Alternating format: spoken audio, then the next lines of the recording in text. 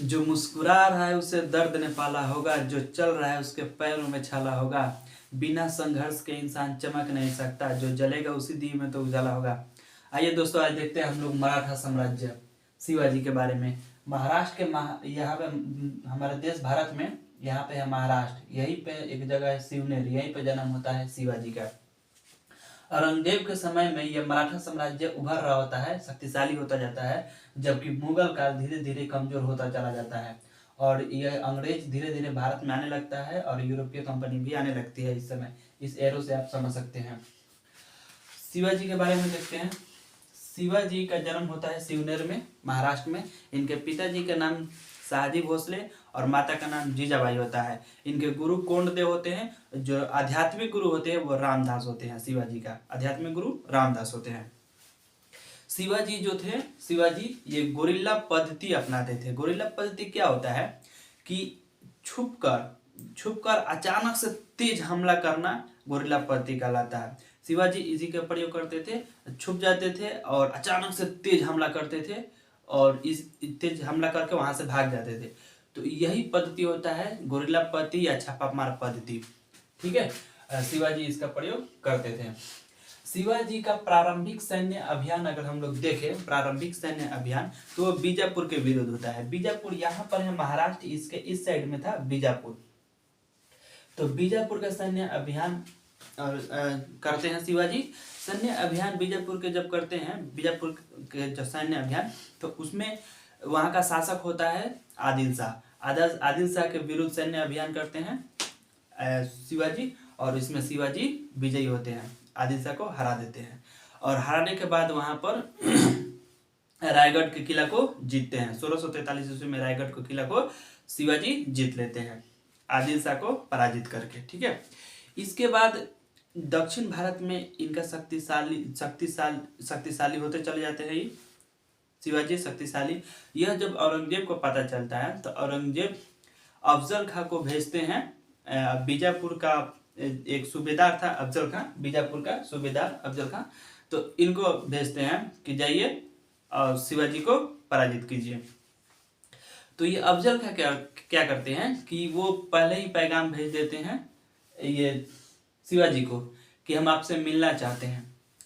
और शिवाजी सोच में पड़ गए, सोच रहे थे कि ये हमसे क्यों मिलना चाह रहा है, ना हम इसके दोस्त हैं ना हम इसके दोस्तीन हैं, ये हमसे क्यों मिलना चाह रहा है।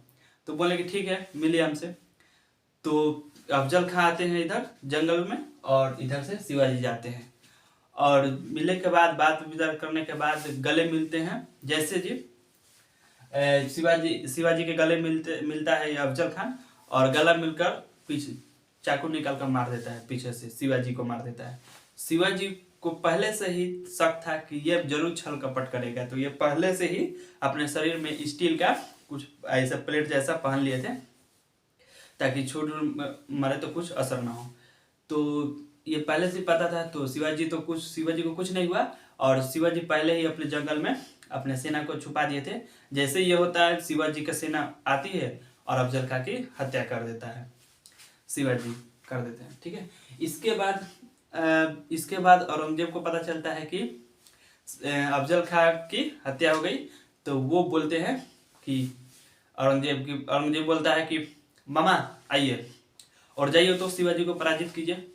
वो मामा यानी कौन, शाइस्ता खां को भेजते हैं। औरंगजेब का मामा होता है शाइस्ता खां, उनको भेजते हैं कि जाइए दक्षिण भारत में और शिवाजी को पराजित कीजिए। तो ये आते हैं पराजित करने के लिए, तो शिवाजी इनको भी पराजित कर देता है, इनको हरा देता है। किनको, शाइस्ता खां को। औरंगजेब सोच में पड़ गया कि बताइए, अफजल खां की भी हत्या हो गया और इनका मामा का भी हत्या कर दिया और उधर मामी, औरंगजेब का मामी रो रही थी, दोनों को मार दिए शिवाजी। इसके बाद शिवाजी क्या करते हैं कि 1664 ईस्वी में ये श्रीगढ़ का किला को जीत लिए। तो 1643 में आपको बता दिए, ये 1664 में सूरत को जीत लेते हैं शिवाजी। ये गुजरात में है, यहाँ पर सूरत को जीत लेते हैं 1664 में और लगभग 1 करोड़ रुपया वहां से ले जाते हैं शिवाजी वहां से।